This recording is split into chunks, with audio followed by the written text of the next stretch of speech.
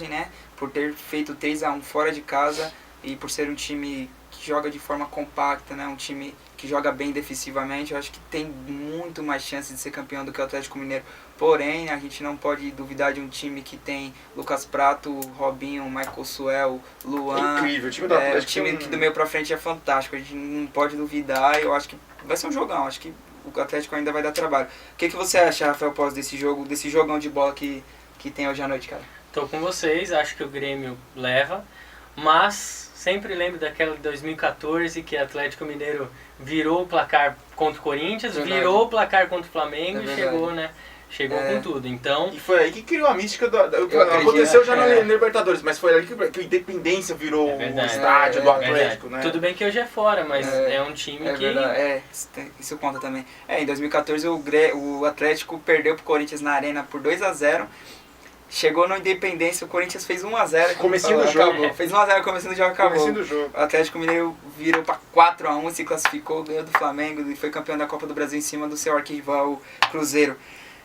Vai ser um jogão. Ô, Jonathan, um palpite pro jogo de hoje. Um palpite placar aí. Resultado, Atlético Mineiro e Grêmio. Vamos lá, eu vou anotar aqui, eu vou cobrar. Pode colocar aí. Ó, eu vou... No próximo programa você repassa pra ver. Jonathan. Vamos lá. Eu vou de 2-1 Atlético. 2-1 Atlético. 2-1 Atlético. Pose. 2-1 Grêmio. 2-1 Grêmio. Pose. 2-1 Grêmio. Eu vou... 2-0 Atlético Mineiro. Oh! Quero nos pênaltis. 2-0. E nos pênaltis quem que ganha? Nos pênaltis, o Vitor é bom pegador de pênalti, vai ganhar Atlético Mineiro. Se puder falar quem que vai acertar os pênaltis, é brincadeira. Nossa, aí que é demais, né?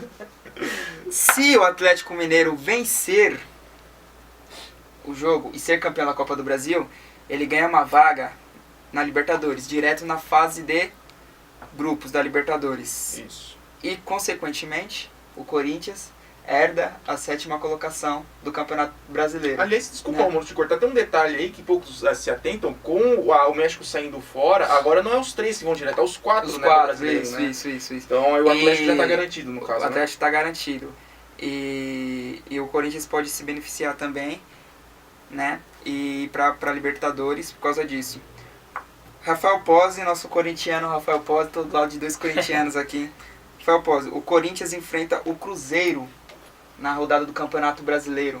Precisa vencer para conquistar uma vaga na Libertadores e torcer para o Botafogo perder para o Grêmio. O Grêmio que vai jogar com time reserva, eu acho, né? Se for campeão da Copa do Brasil, eu acho que o Grêmio entra com o time reserva. E o Botafogo precisa ganhar do Grêmio para se manter na 6ª colocação. E o Corinthians ganhar do Cruzeiro e torcer pro Botafogo. Você acha que o Corinthians consegue a classificação para Libertadores? Muito difícil. Estou torcendo para que consiga. Claro, meu lado torcedor, né? Mas eu acho muito difícil, não por conta do jogo do Botafogo e Grêmio, que pode ser qualquer resultado, mas eu acho que mais o resultado do Corinthians, porque tá jogando muito mal, cara. Verdade. Tá jogando muito mal, tá sem padrão, sem nada e todo mundo lançado para ataque, lançado para defesa. Então, pra mim, eu acho que não consegue, cara. Entendi, bacana. Outra disputa que vai ser boa no Campeonato Brasileiro é Internacional e Fluminense. Muita gente acha que o Internacional já tá rebaixado, né? Também, acho que também. Internacional pega o Fluminense, tem que ganhar do Fluminense e torcer para o Sport perder do Figueirense, que já tá rebaixado. Jonathan Silva, o que você acha dessa situação do Internacional? O Inter que pediu, que foi para a justiça, pediu a perca dos pontos do Vitória, só que perdeu, né? O jogador Vitor Ramos, o zagueiro, está regularizado, está certo, o Inter não vai conseguir esses pontos e vai ter que jogar na bola, vai ter que ficar na primeira divisão na bola, se quiser ficar, né? Não vai conseguir no tapetão igual o Fluminense conseguiu algumas vezes aí. Você acha que o Inter ainda consegue escapar, mesmo tendo que ganhar do Fluminense e torcendo pro Sport perder do Figueirense já rebaixado? Então, o que me preocupa nessa história toda não é o Vitória. Me preocupa realmente é o Sport Recife. Me preocupa em relação ao quê? Não é que eu seja um torcedor de adversário do Internacional, mas pelo que o Internacional fez nesse brasileiro, ele merece cair.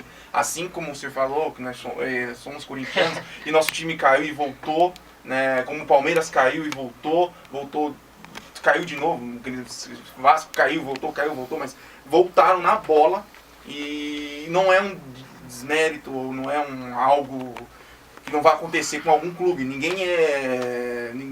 existe um regulamento que não deixe nenhum dos times cair. Se não jogar bem, vai cair. Não vai cair. Então o Internacional, mesmo pela grandeza, um time que eu sempre admirei pela forma de que administrou, desses últimos 10 anos, poderíamos colocar, foram 2 vezes campeão, nos últimos 10 não, vamos colocar os últimos 15, vai. Foi 2 vezes campeão da Libertadores, foi campeão mundial, em cima de um Barcelona que tinha Ronaldinho, enfim. É um time que era exemplo no futebol brasileiro. Começou em 2016 fazendo a cartilha que todo time brasileiro faz, contratando jogadores a rodo e mandando o técnico embora. Contratou um técnico para 3 jogos. Nenhum time amador faz um negócio desse. Nenhum time amador. Um time amador, ele tem um planejamento. Ele tem um treinador que mesmo perdendo, confia no trabalho dele. Não que eu fosse fã do Roth. Eu nem gosto do trabalho do Roth. Mas eu não teria contratado o Roth. Então, antes do Roth teve outro. O Falcão ficou 7 jogos, saiu fora, perdeu. Então começou o ano com o Agel. Então foi um tipo de planejamento que foi falível. Então, voltando à questão do resultado, que eu acabei fugindo um pouco da linha. O time se vocês lembrarem, o time do Figueirense, também que não queria mais nada do campeonato do ano passado, lutou até o fim, né, contra, salvo engano, o próprio Internacional, que acho que o Internacional estava querendo alguma coisa, não recordo bem. E o time é tanto que depois, o Argel era o técnico do Figueirense, é tanto que depois o Internacional chegou a contratar alguns jogadores do Figueirense, porque realmente eles fizeram um bom campeonato. Enfim, resumindo. Então o Sport contra o Figueirense é o que me preocupa, porque um empate dos dois pode ser uma vitória internacional, pode ser que perca. Então eu acredito que o Internacional vai cair, não é a mesma opinião sua, mas o que me preocupa não é o Vitória, é o Sport. Eu acho também que o Internacional é muito difícil se manter na Série A. E o senhor presidente do Internacional veio a público me falar que eles estavam vivendo uma tragédia também, assim como aconteceu do Chapecoense. Senhor presidente, rebaixamento para a Série B não é tragédia, é incompetência.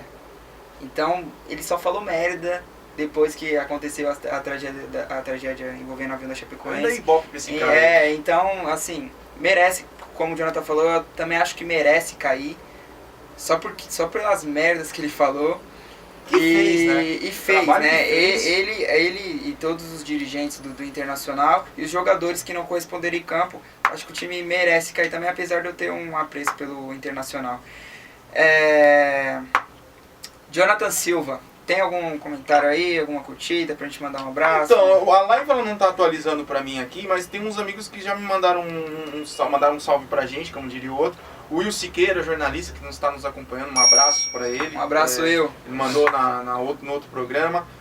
O meu amigo Thales também mandou um salve aqui, falou que tá assistindo a gente aí, que tá muito bom o programa. Por enquanto são só esses dois, mas se aparecer aqui, pode mandar nos nossos contatos também, os amigos que estão nos assistindo, aí ó, se você tiver o nosso zap também pode mandar, viu? A gente tá olhando aqui, tá atualizando aqui a live, mas qualquer coisa... Falar com o nosso ajudante, alguém mandou um abraço aí, falou alguma coisa? Parou de pegar. Tá atualizando. Bacana, pra mim tá atualizando aqui ainda, então a internet... Tá, bacana. Agora chegou o momento do Gol de Canela FC. Pra quem não sabe, o Gol de Canela FC é um momento que a gente tem no programa que a gente fala das curiosidades do futebol. Por que curiosidades? Porque o Jonathan Silva tem um blog chamado Gol de Canela FC. Esse blog está instalado na plataforma do site do Lance, né, do Lancenet, do portal de esportes Lance.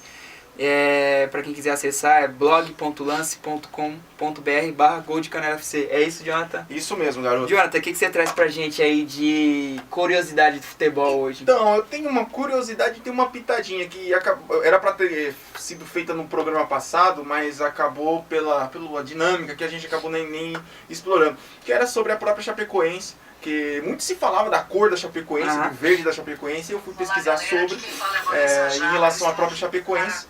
E o verde da Chapecoense que existe na bandeira, quase praticamente o mesmo verde que tem na bandeira de Santa Catarina, mas o verde da Chapecoense é uma homenagem ao Palmeiras, Coritiba e Juventude. Pô, legal, então, o time ele joga de verde por causa disso. É um detalhe, apenas um pitaco.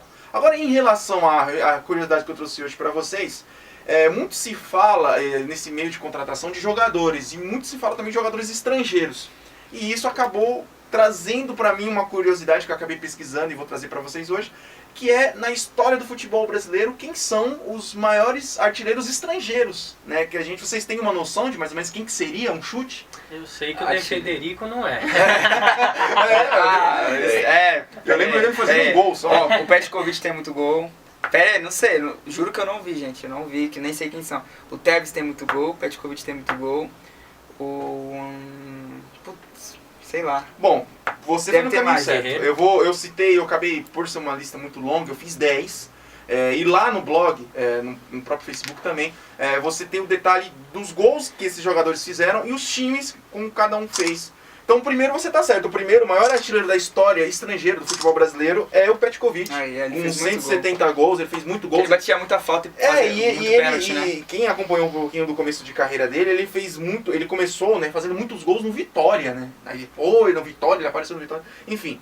Em segundo, com apenas 2 gols a menos, que isso é um cara também de uma história incrível, é o Henry Walfer, que ele é um inglês, aliás, são um dos primeiros estrangeiros a jogar profissionalmente futebol brasileiro, e ele tem 168 gols com a camisa do Fluminense. Na verdade, ele tem 7, ele fez 7 gols com a camisa do Flamengo, ele chegou a jogar um final de carreira, mas grande parte da carreira dele foi no Fluminense. Em terceiro é o Doval, né, o argentino que jogou no Flamengo, o famoso, jogou no... Os 3 primeiros jogadores fazendo gol no Flamengo, né? Jogou no Fluminense também, então são jogadores também famosos. Em quarto lugar, eu listei aqui os 10 rapidamente, os números estão lá no blog, tá? É o Villalba, que também é um outro argentino, a frequência de argentino. O Villalba, pra gente aqui que mora em São Paulo, um pouco desconhecido, mas ele é um dos ídolos do futebol lá do Gaúcho, inclusive do próprio Internacional, que nós citamos agora. Em quinto é o Adolfo Milmar. O Adolfo Milmar, Romulo, uma curiosidade dentro desse Adolfo Milmar, ele é afegão, ele nasceu na região que pertencia hoje ao Afeganistão. E ele, conhecido aqui no Brasil como russo, ele chegou à seleção brasileira. Então ele jogou uma Copa Sul-Americana, que hoje é a Copa América, e ele é um dos poucos estrangeiros a ter essa honra de defender. Estrangeiro assim, ele veio para o Brasil com 1 ano, mas não deixa de ser afegão. Em sexto é o Echevarrieta. Eu tenho dificuldade de falar esse nome porque é muito grande, é um argentino. Echevarrieta. Acertei. Echevarrieta. É um argentino outro argentino que jogou no Palmeiras e também, no final de carreira, também chegou a jogar no Santos. Em sétimo, o Dário Pereira. Que jogou no São Paulo, aliás, né? Eu fui comentando. Aliás, um dos grandes nomes. O Aritzábal, que é que a gente lembra, ele é o 8º, ele tem 112 gols no futebol brasileiro. Em nono tem 2, que é o Fischer, que é um argentino. Tem dois jogadores. Em 2